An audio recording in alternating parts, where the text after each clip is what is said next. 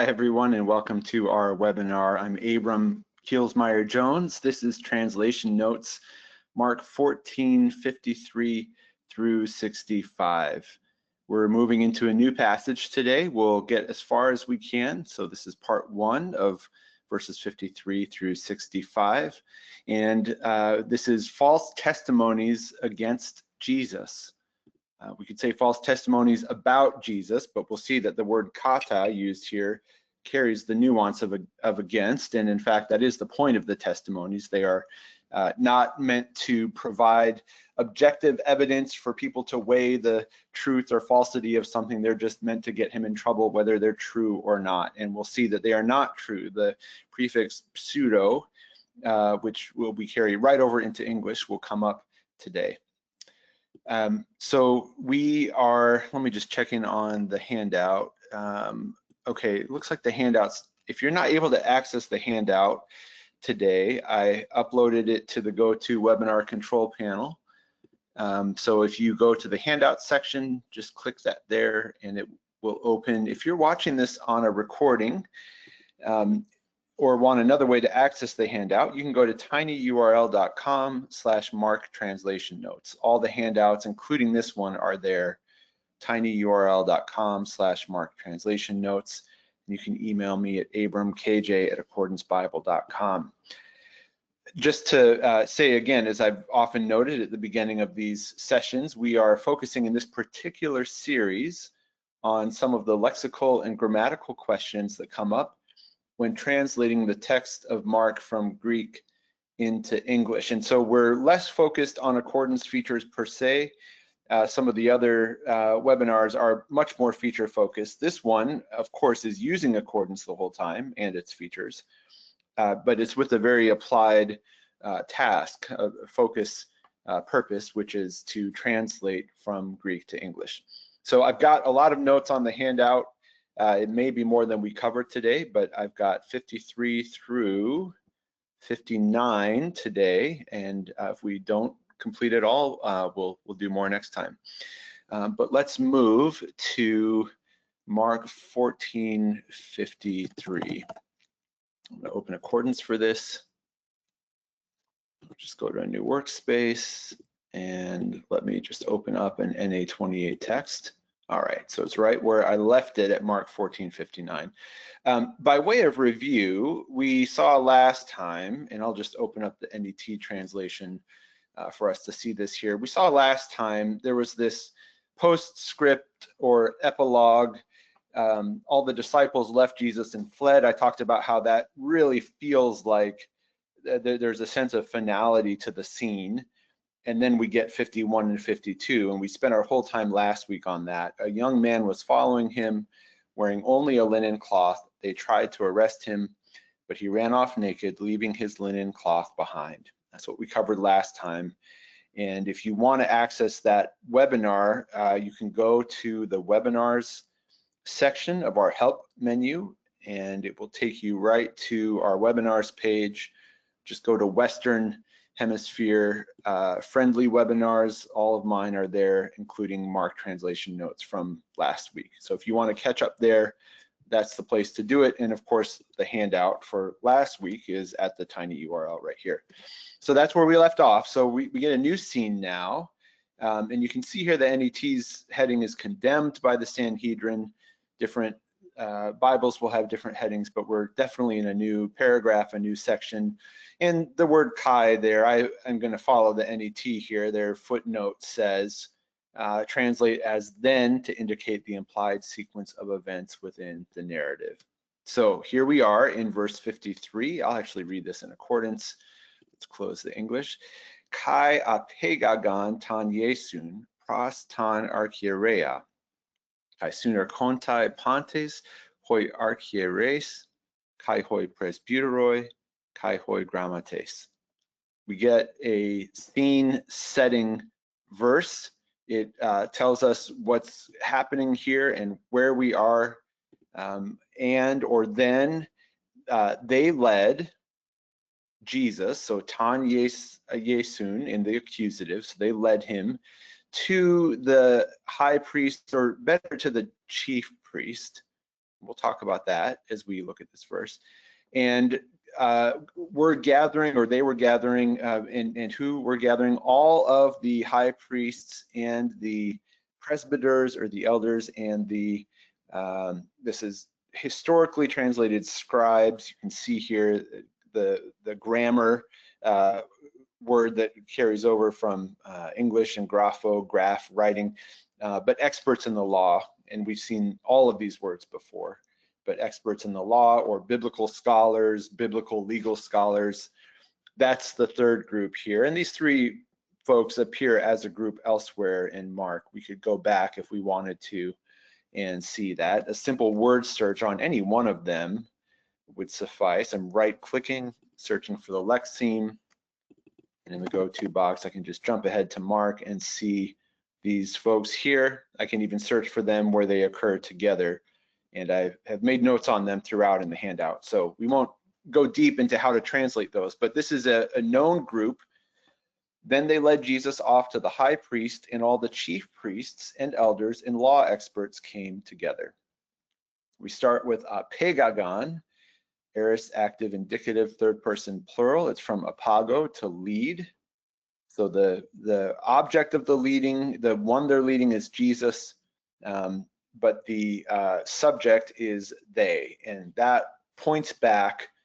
The closest referent will be whoever was in the previous passage, this group who had come to arrest him, to seize him. You could translate this led Jesus off in a more specific sense. If we triple click on this word in accordance, we see that it means lead off, take away, and I've just translated it, they led Jesus off, or you could say they took him away. BDAG puts this under a definition that's a little bit more specific than that: to conduct a person from one point to another in a legal process. And then the translation equivalent, because this would be too bulky to put in your translation, is bring before. So you may consider something more specific than just led Jesus off. They brought him before the high priest. And again, the implication is that not just they're bringing him here for a friendly conversation or an introduction, or we're just going to introduce you to each other and see what happens. There's a purpose here, and that purpose is a trial, which is really, as we'll see, a sham purpose, because the real purpose, we get an actual purpose clause in the next verse. I'm sorry, the verse after that. The real purpose is to try to put him to death. But all of that is to say that with this leading here, it's more than just a physical bringing, although I've translated it relatively generally here, but it's something more specific I think is warranted. Something that would bring out this legal process. So I think bring before does a good job of that. So you could say they led Jesus off, or they brought Jesus before the high priest, and all the chief priests and elders and law experts came together. We'll come back to this high priest in just a moment, but let's look at sunerkontai. They came together, they gathered together. The sense is that they convened, or that they assembled again for a formal proceeding. And I appreciate the UBS Translator's Handbook gives us some options here, that you could translate this sunerkontai as came together into an assembly. Maybe that feels like too many words. Got together in a council, or came together to decide on the matter. As with apago, it's got this more specific legal procedural sense here. And again, I've kept it generic in the translation here, although I think if I were doing a final revision, I might specify, just to give the sense that I think Mark is already giving his readers before you even know what they're going to say, which is that Jesus is being brought to trial. And we maybe already have a sense of that from the previous passage. Remember, he was seized in a pretty intense, emotionally intense, and even physically intense way. And so it's more than just people getting together. So like I say, I've kept it generic here in this translation, but I think we want even more specifically. Then they carted Jesus off, but really they brought Jesus before the high priest. and all the chief priests and elders and law experts assembled or convened, something that I think gives a sense of the gravity and formality of the situation. And you can see here, you get assemble or gather, and that may be enough for you, but I think if you want to bring out the legal context, you could. So who convened? Well, we get the subject first, suner kontai, with the they built in, the third person plural, with that entai ending. And we get pontes, and then we get hoi, hoi, hoi. So there are three groups of people: chief priests, elders, and law experts. I mentioned earlier that we've seen these characters before. We've translated these words before.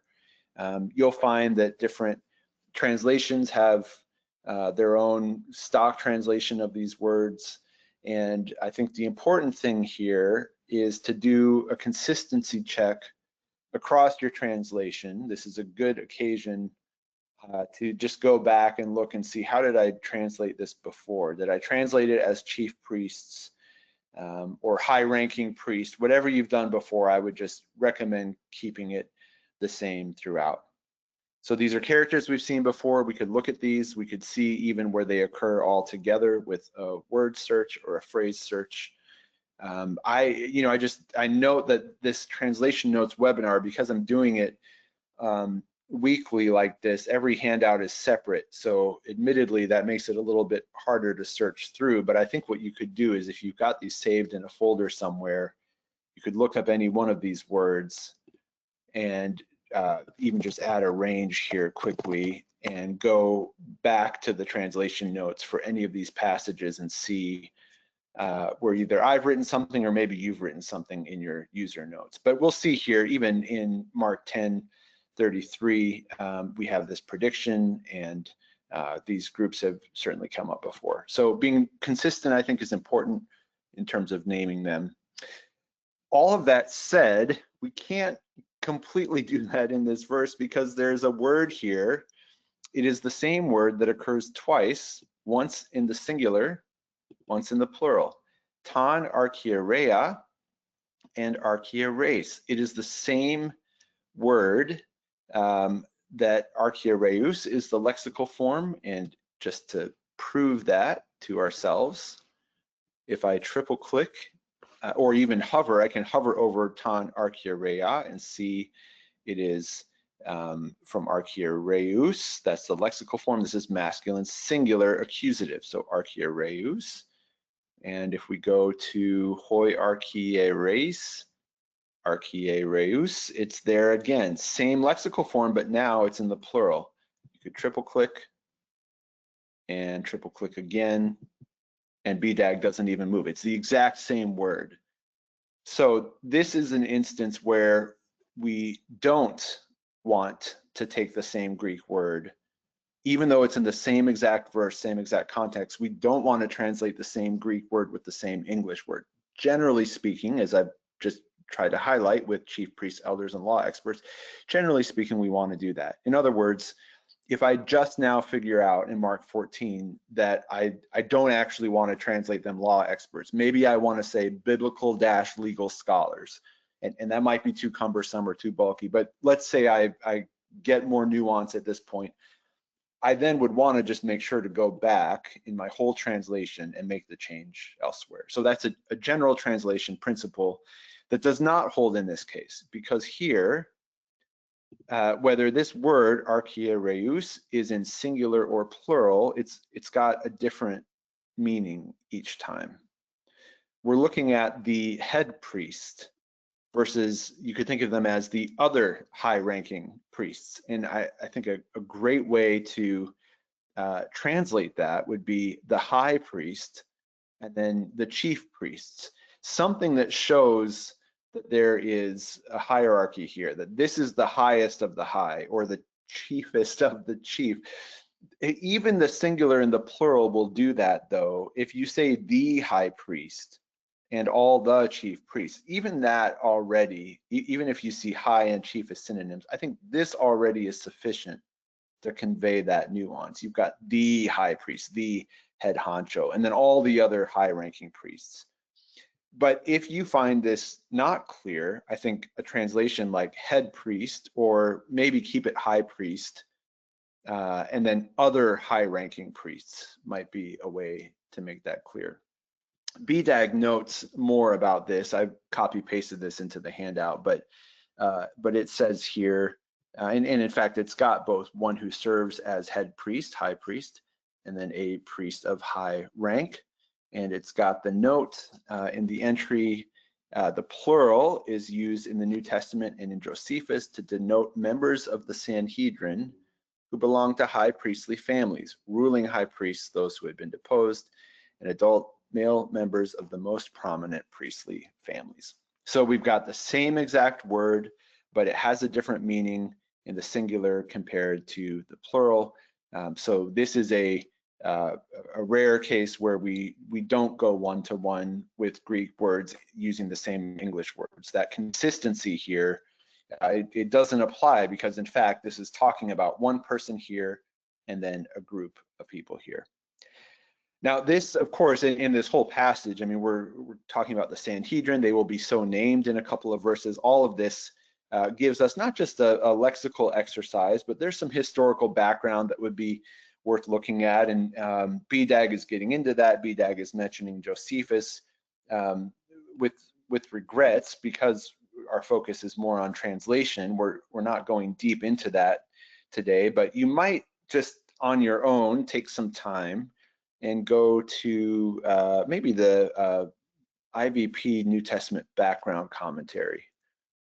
And that's going to give you pretty succinctly here in 2 paragraphs a good overview of who's here and how they assemble and how this works and how the trial works, and hyperlinks to these different terms here. So this would be worth looking at more. I don't think you have to do this for translation. I think the hardest part of translating this passage is just seeing the same Greek word here in singular and plural used differently, and knowing that it needs to be translated differently. I think that's the hardest part of translation. But having done that, I think you can move on to the next verse. But for your own personal benefit, or perhaps you're having a longer discussion with someone about this, I would encourage use of commentaries to see more who is here. We'll get more on them as the passage goes on. But let me just note too, finally, and we'll pause for comments and questions. The high priest is not named. This is from Strauss, Mark Strauss, in his Zondervan commentary. Mark never names the high priest, though the other gospels identify him as Caiaphas. And that's just a historical note. If you had thought to yourself, I thought this was Caiaphas, why does Mark not name him? Am I making that up? You're not. It's just from another passage, another gospel. Of course, that does not mean we name him here. Mark does not name him in Greek, and so we do not name him in English. But as we do some comparison, we see that we have a name for this particular high priest. I'll just close with this. If you want to type any comments or questions you have into the questions box. This is Strauss again. Gathered at Caiaphas's residence are representatives from the ruling priests, elders, and experts of the law, the 3 groups that made up the Sanhedrin. And so Mark doesn't name them as Sanhedrin here, but he will in verse 55. He will actually use that word. And even with the word Sanhedrin, I think there's more historical background. I mentioned Keener, the IVP Bible background. That's all worth looking at. But it's interesting, Strauss thinks this, and he's not the only one. He takes this Pontes as referring to a quorum. And I think that's possible. I think, you know, maybe the more immediate kind of natural first way a person might take the word all is, you know, all, like literally everyone was there. And there's nothing in the text that makes that not possible. There's no reason textually in Mark why it couldn't be everybody, but it's just the reason that Strauss says representatives is because he reads this Pontes as a quorum. It would be like if you said our church is having an annual meeting, and you need the quorum or whatever procedural rules you've got, and maybe you gather everyone and call them in, and you say, all right, everyone is here, or the whole church is here, so let's begin. It's possible that that's true, but that maybe you've got some members that aren't able to make it for various reasons, and you're just kind of speaking representatively. I wouldn't personally translate any more than just move Pontes into English as all, and then let that be a point of interpretation. But Strauss notes that. He notes that again when we talk about the Sanhedrin in just a bit. But I've just translated it all because that's what Pontes means. And so they are all here. You get the sense of a very large group regardless, leading Jesus off to the high priest. Again, there's nothing lexically that precludes all from being a quorum or a representative. And that will come up again in 55, where all comes up. But that is a point of interpretation, and in translation, I think just move it to all. And again, you could read this as all 70 members were there. Like I say, I don't think there's anything explicit in Mark that rules that out, unless we do some research and look at where they are spatially, and maybe not everyone can fit. But that's really not Mark's concern. Mark's concern is, hey, the gang's all here. This is a big deal. Just like we had this big arrest, now there is this so-called trial, or an assembly at least. Mark doesn't use the word trial formally. What comments or questions do you have before we move on to verse 54?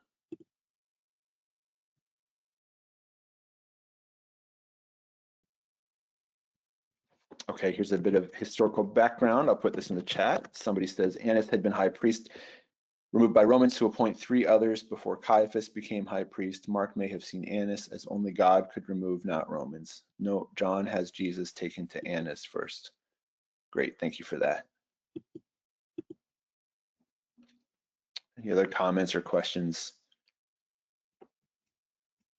All right, we'll keep them coming. I'll keep an eye on the questions box. We'll move on to verse 54. Verse 54 is kind of a funny, well, I don't know if it's funny, but it's you get the sense in verse 53, or at least I do, that we're going to jump right into what's next. And we will, but there's another important detail here, and that is Peter. So we'll move to that next. Here, let me just put this other comment in the chat. Someone adds, it is illegal. It was illegal to have a trial at night, according to the Talmud. Yeah, it is. As the passage moves on to, it is going to be clear pretty soon that yeah, legality is not the concern of the ones convening here. Kai ha Petras, let me actually move to accordance for verse 54, close this out. All right, I'll make this a little bit bigger. Here we go. Kai ha Petras apomakrathen ekaluthesin auto, heos eso estein aulein, tu archiereos, kai ein sun kathemenas metaton huperiton kai therminamenas prostapos. We'll go left to right first. And Peter, from a distance or from far off, followed him as far as inside of the courtyard of the high priest. We'll come back and smooth that out. And he was sitting with the guards and warming himself by the fire. And we have this in the middle so that he's warming not his food or another person, he's warming himself. He's self-warming. He's warming up by the fire. All right, let's look at this in more detail. Petras apo makrathen ekoluthesin auto. Peter from a distance followed him. And I just want to note, I don't know many preachers who would be able to resist this, although maybe we should try, but it's easy to see a figurative truth here that, yes, Peter is discipling, being a disciple from a distance. And we looked last time with this word with the naked young man who ran off, and the possibility of this. Of course, that there's a literal physical sense in which you're following a person from point A to point B. This word can also be used figuratively, as when Jesus says, "Follow me, come after me, come be my disciples." Whether Mark has that figurative meaning in mind or not, in this context, this is a physical, literal verb because we get a spatial detail here, right into the courtyard of the high priest. So the following is a point A to point B because we get point B here. So I don't think that Mark is necessarily making a comment on the state of Peter's discipleship. He could be, maybe it's double entendre.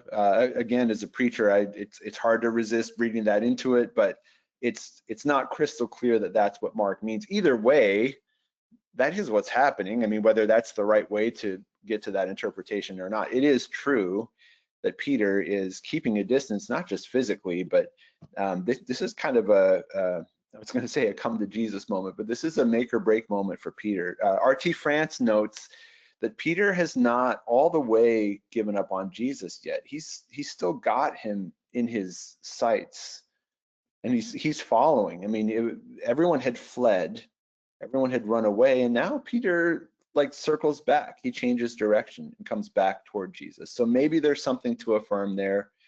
It's not going to last very long because we'll see soon what he does. But Mark just drops in this detail, and we'll unpack the Greek in just a moment. But Mark drops in this detail and then back to the trial, or the sham trial. So we don't get Peter today. We're going to have to wait until, let me just open up the NET, or I'll take the NIV here. We don't get Peter until verse 66. So we got this detail. Here's Peter, and then Mark just kind of leaves him there. He's kind of in the scene, but really not. But he's not, all the way gone. He didn't flee and desert Jesus 100% like he's never ever coming back. Like he's curious at least. Now you can make your own judgment about this or not, what you think about the state of Peter's discipleship. But Mark gives us an intriguing detail here that Peter's kind of off in the distance. So narratively, we don't.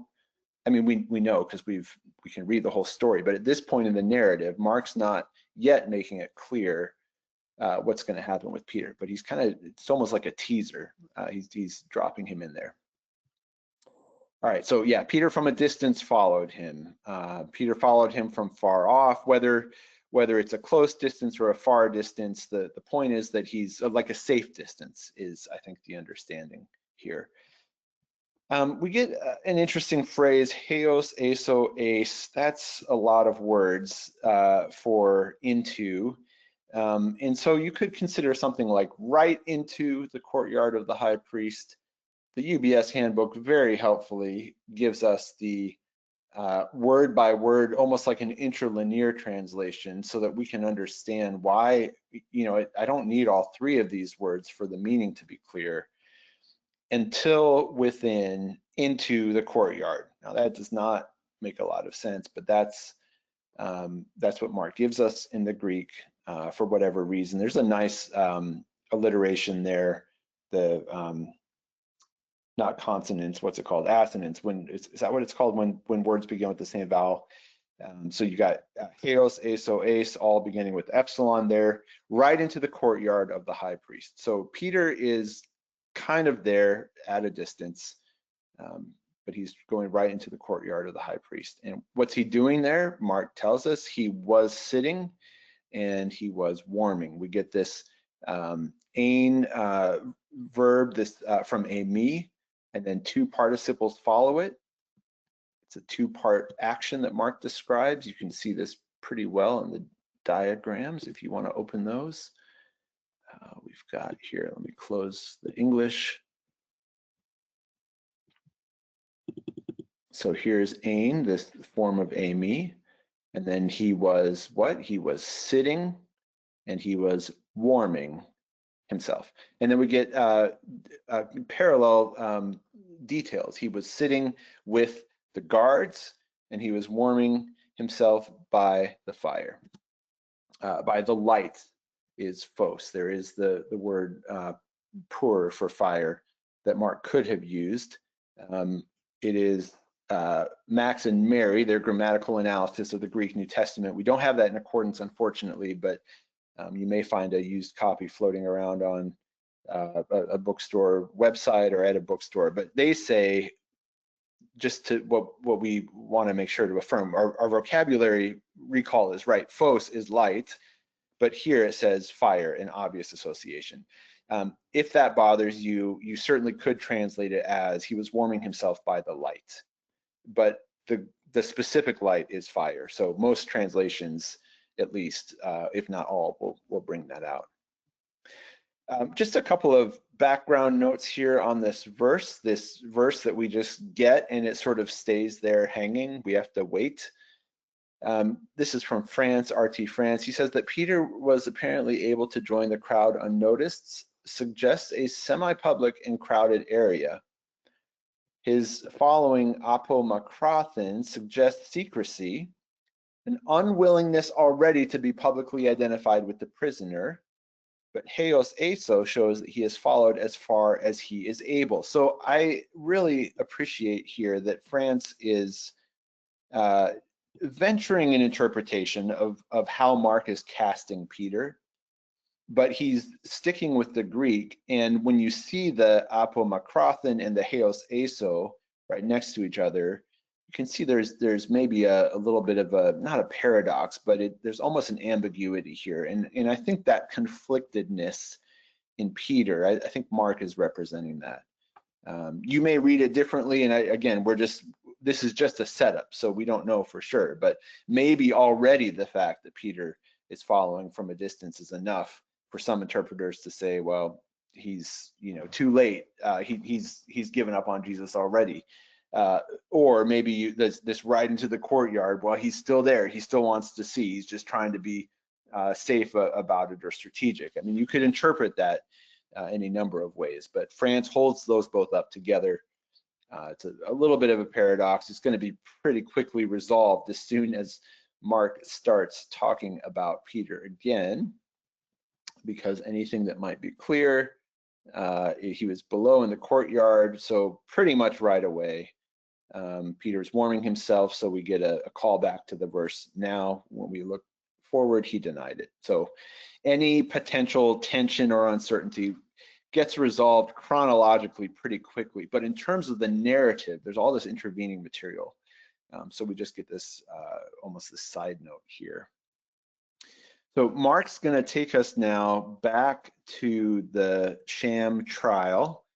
I don't even know that we can call it a trial, but this verse comes here, and again, it's always worth asking why is Mark putting this here? What's he doing with this? Why didn't he just put this at the beginning of the whole passage where he explains what happens once Peter's at the fire? But you can also just think about this as a storytelling device. And in fact, any TV show or movie you might watch, you often have multiple narratives kind of interweaving, and so you go back and forth. You advance one scene and it doesn't quite get to resolution, and then it switches to another scene, another character. So it's a good storytelling device. Here's a comment. Someone says this fire seems to be more for light than a true warming fire. The fire gave warmth, but more important, light. And to that point, I had one commentator, and I can't remember who now, said that what's interesting about that is that the fire would, the light in particular, would illuminate Peter's face. So he would be known by that if he were known by sight. In other words, he's not in the dark. And in fact, that's going to happen in verse 67. All right, so back to the Sanhedrin, verse 55. And please keep comments and questions coming as you desire.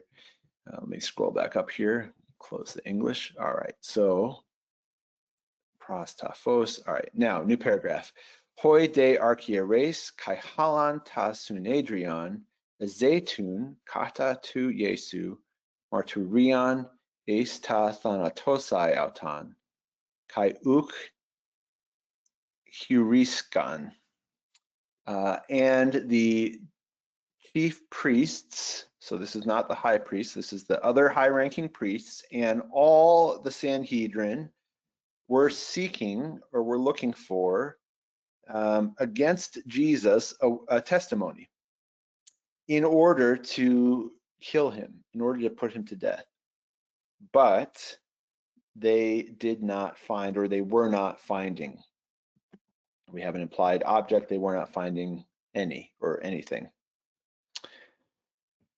Mark, like I said, kind of leaves Peter there by the fire. He goes back to Jesus now. We get the whole Sanhedrin. We can go back to verse 53. They're named explicitly as such here instead of by their constituent groups.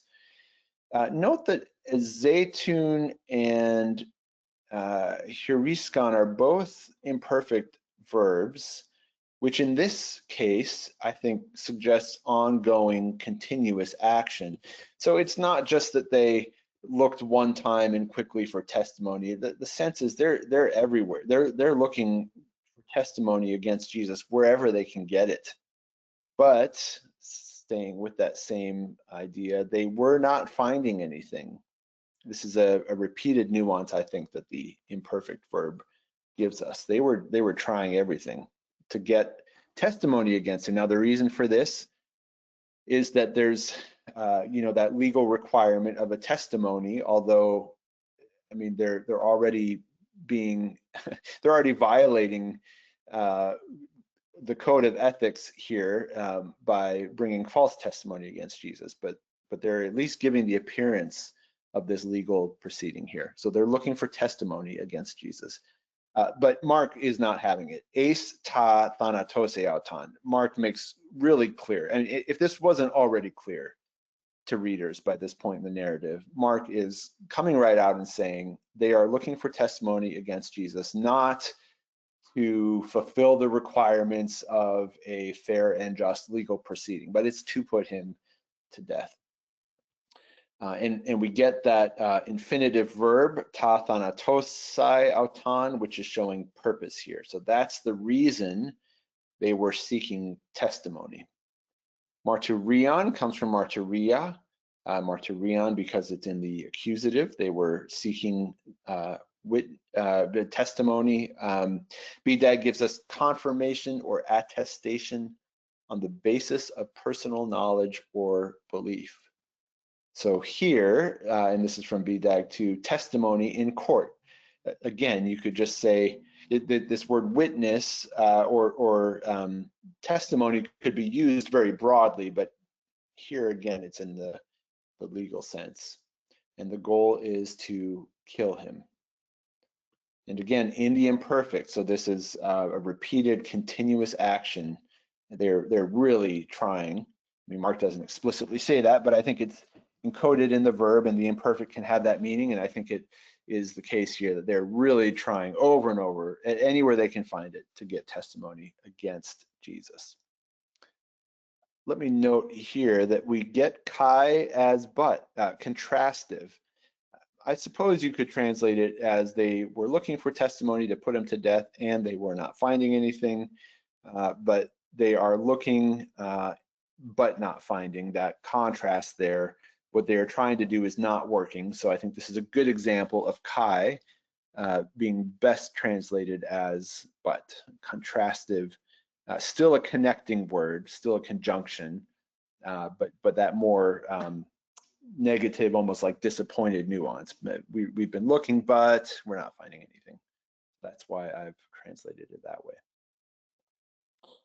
Martyrion is a word we could look at more. I'm just triple clicking it here, and BDAG here gives us a reference, and so it's got you've got this first definition here, but it locates it under this one here, which I quoted in the handout, testimony in court in particular. So it's not that it's exclusive of these other meanings necessarily, but this is looking for a legal testimony. Well, let's keep moving. Again, any questions or comments I welcome at any time. Let's move on to verse 56.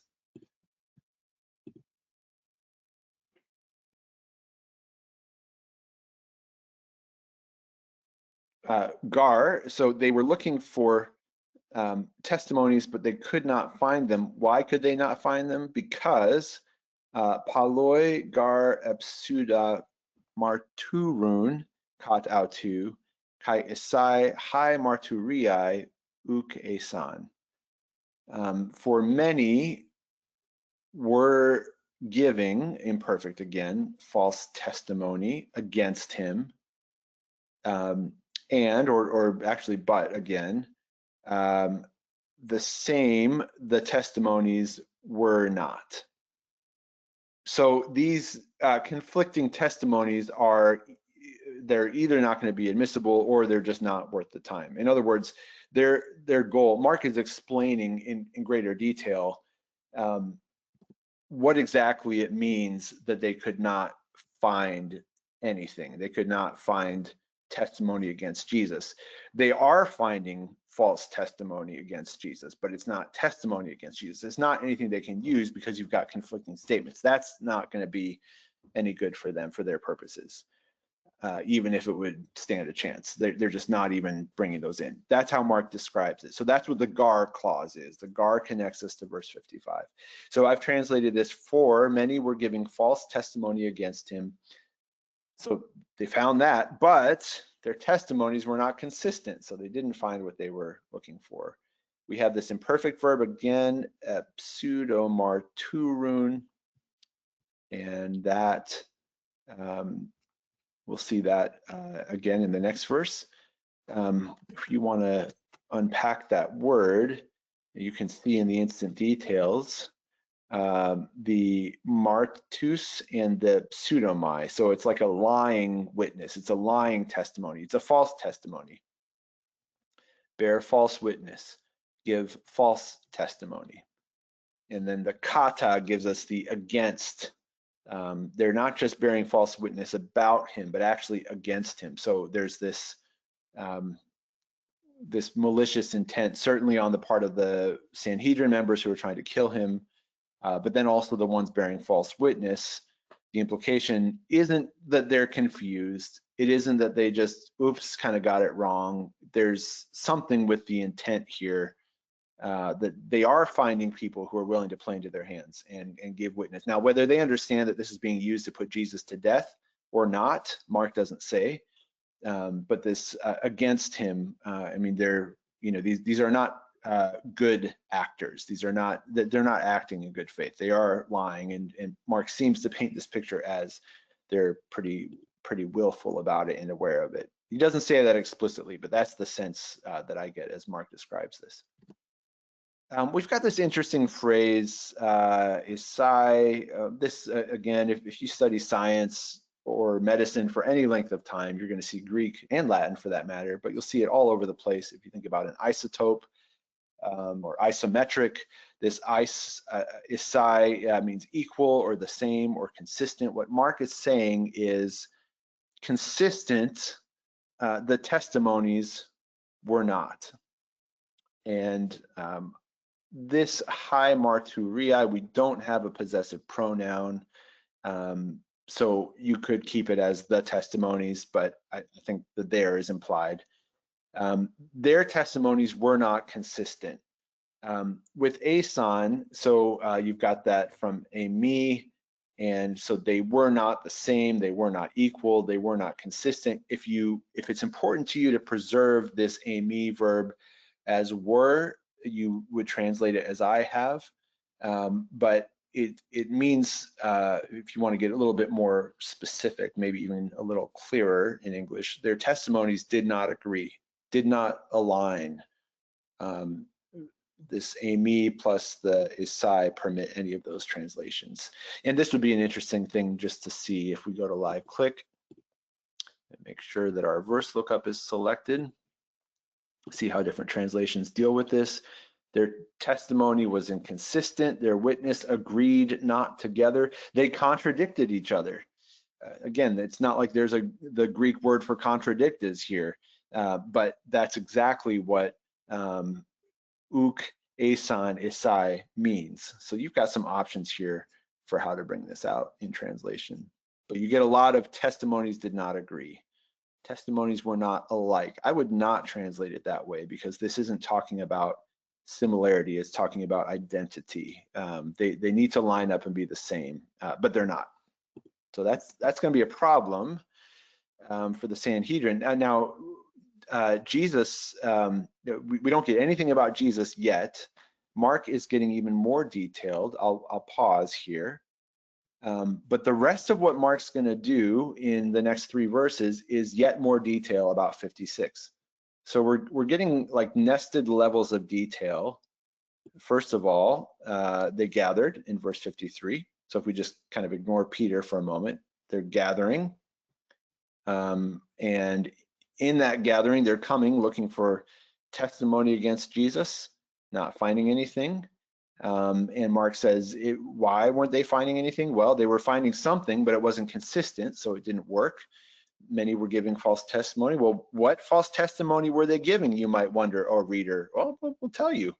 It's right here, 57 to 58. And then you get this concluding comment, but not even on this was their testimony consistent. So that's where we'll go in the next 10 minutes or so, just more detail here. But let me just pause there and check in with you and see if you've got questions or comments on anything we've translated so far through verse 56.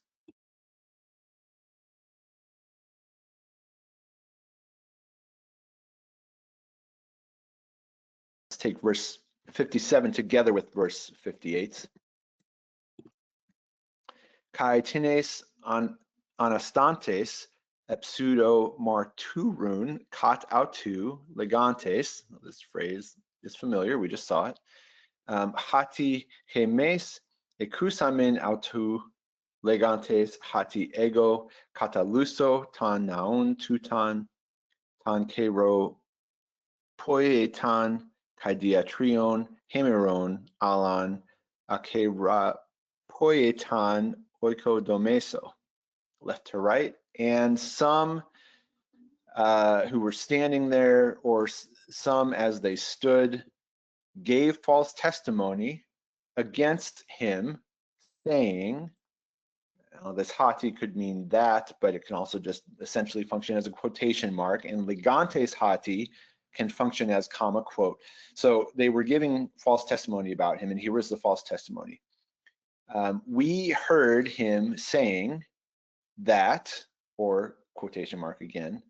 Actually, you have to do quotation mark because it's ego. So they're quoting Jesus. We heard him saying, another quote, I will destroy the temple. I will destroy this temple, and then an adjective. This temple that is made by hand, this handmade temple, and in 3 days, another not handmade I will build.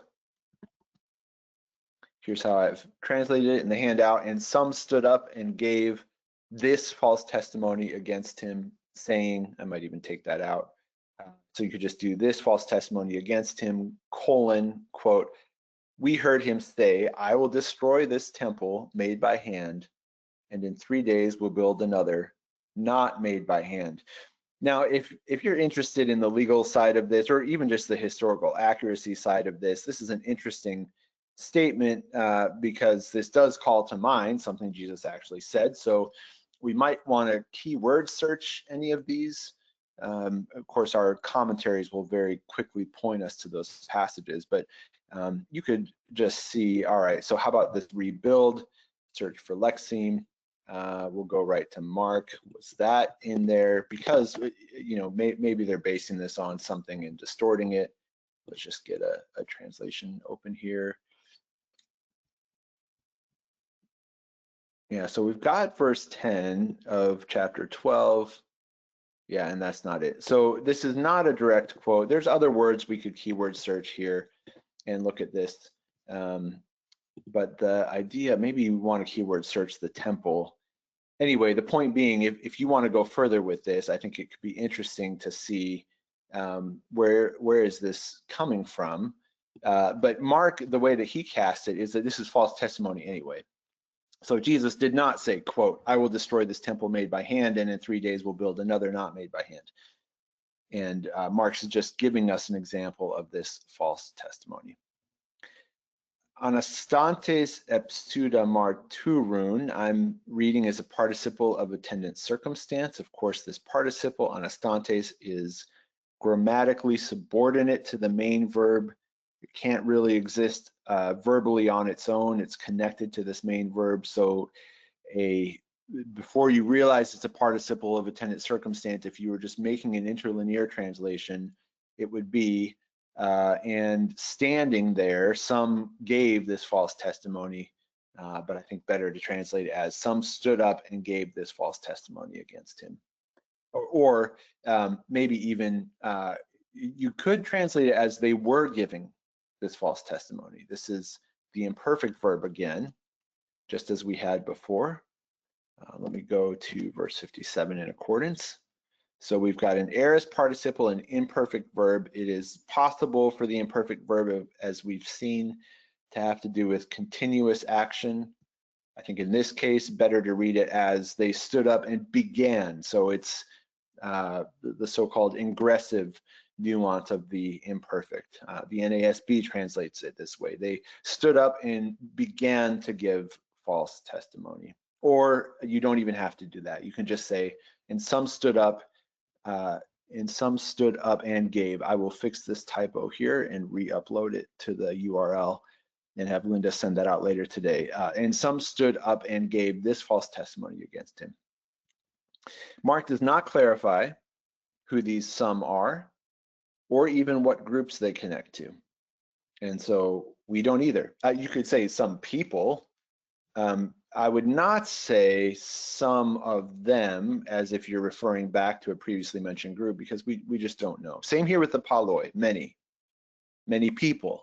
That's as specific as I think we could translate it, but we don't even have to do that because it makes sense in English to say many and some without the word people. I mean, it's only people are capable of giving false testimony. It's not like it's going to be another species or anything like that. So we don't even need the word people, but Mark is not telling us who, and that's maybe not as important as the content of the false testimony itself. And in this false testimony, the content of it is this handmade temple, in other words, this thing that you so labored to do over so many years, in 3 days, I will destroy it. Or actually, I will destroy it, and in 3 days I will build another one not made by hand. So this has just got to sound ludicrous, both the only taking 3 days and the not made by hand, whatever he's supposed to mean by that. This kera poieton, handmade, contrasts with, you have the same word with the privative alpha here, which negates it. Sort of like visible and invisible, moral and amoral. We even have the privative alpha, well, it's not alpha, it's the privative a in English. So it's the contrast there. I didn't put any commentary on this verse, but I think it would be worth taking a look via the info pane to see what different commentators have to say about this. You could even just go to the SIL Exegetical Summary Series, and it's going to answer this question, like, had Jesus ever said that he would destroy the temple? Their answer, which they've collected from various commentaries, is Jesus had never said, I will destroy this temple. John 2:19 records the statement he made about the destruction of a temple 2 years prior, when he said, destroy this temple, and in 3 days I will raise it. But he was referring to his own body and not the temple building in Jerusalem. Perhaps these witnesses remember that Jesus had once talked about the destruction of a temple and wrongly connected that with his statement in Mark 13:2, where he predicted the destruction of the Jerusalem temple. So here's the closest thing we have in Mark, is Mark 13:2. Do you see these great buildings? Not one stone will be left on another, all will be torn down. This is from John, so I don't think we can fairly import this into Mark, but if we take it as historical and do some gospel synthesis, and they heard this in real time and Mark just didn't mention it, maybe we can see how they got their way to this statement. But again, this false testimony word is not, I mean, to lie includes intent. It includes a sense that what you're saying is not true. So it's not, this is not just a mistake. So I think as we try to understand where this came from, I think it's important to note, and I suppose an interpreter could disagree with me, and I would welcome that. I suppose you could try to make a case for them just misunderstanding, but I think this false witness, this lying really kind of mitigates against that possibility, that there's something knowing about this. And in fact, you see here how sometimes the most effective lie, or what people think might be the most effective lie, is like a half-truth based on a truth. I mean, there is some truth kind of in here somewhere. I mean, Jesus was talking about, quote unquote, a temple and 3 days and dying and raising again. That is the kind of same move in Genesis. I don't know that Mark has this in mind, but when the serpent says, "Did God really say?" and then the serpent misquotes God, but in a way that uses some of what God did say. So it's a very insidious lie that's being used here. And again, the whole point is to kill Jesus. So they're just using any means necessary for that. Let me just wrap up with verse 59, and then we'll take the last minute or so for questions. Kai ude hutos ise ein he marturia auton. But not even on this was their testimony consistent. Now, Mark doesn't tell us in what way their testimony was not consistent, but it wasn't. And we get the same me verb with isai equal the same consistent. So I would just translate however you did it in verse 57, do it the same in 59, because it's the same wording, that their testimony was not consistent. I'm sorry, it's in verse 56. So we've got me and isai, and then here we've got the same thing. So their testimony did not agree, it was not consistent, and Mark's giving this specific example here. There are a lot of directions for further research I know that I've mentioned today, and I think this one in particular is really interesting because this gets into questions around lying and what does it mean to lie. And I mean, you can even notice this in reporting how people might be reluctant to say that a person is lying. You might get words like they're uttering a falsehood or something like that. And partly that's because the word lie is such a charged word. So I do think that I would not translate this as lie, just because you've got pseudo marturun, you've got this false testimony here, and it's building on this word testimony that was already mentioned. So I really do think bearing or giving false testimony is the best translation here. I would not translate this as lying, but I do think it is lying. I don't think the intent is innocent here. Definitely not on the part of the Sanhedrin, whom Mark has made clear is trying to kill Jesus, and also on the part of these unnamed witnesses. Now, yeah, maybe some people are confused, but again, the idea here is that this is all very deliberate. So that's where we end for today on verse 59. Not even on this was their testimony consistent. So you would like to see this lead to an acquittal of Jesus. They just can't get their act together. They're trying to lie about him, and they can't even do that in court. We're going to move ahead next time to verse 60. Let me just pull that up here and get a little preview while we see if folks have any other comments or questions. Let me wrap up. Jesus is going to be invited, shall we say? He's going to be asked for an answer. So there's something about, I guess they are, I guess this testimony is happening in front of the high priest. So if we read on, we see that. So it's not that, if I said they they couldn't use it. They used it anyway. So let me just correct that. So the high priest is going to have Jesus answer to this, even though this is false testimony. So it should be inadmissible. It should cancel each other out. But that's, again, this is a sham trial, so it's not going as expected. We're going to get some really powerful stuff coming up in future verses. Let me just remind everyone that today is recorded, and if you're here live, you will automatically get an email with a link to the recording, the handout. If you are watching on the recording, tinyurl.com/Mark translation notes will give you the handout. I'll amend it with that one typo fix within about 5 minutes from now. So by the time you're watching the recording, it will be fixed. You can also email me at abramkj@accordancebible.com.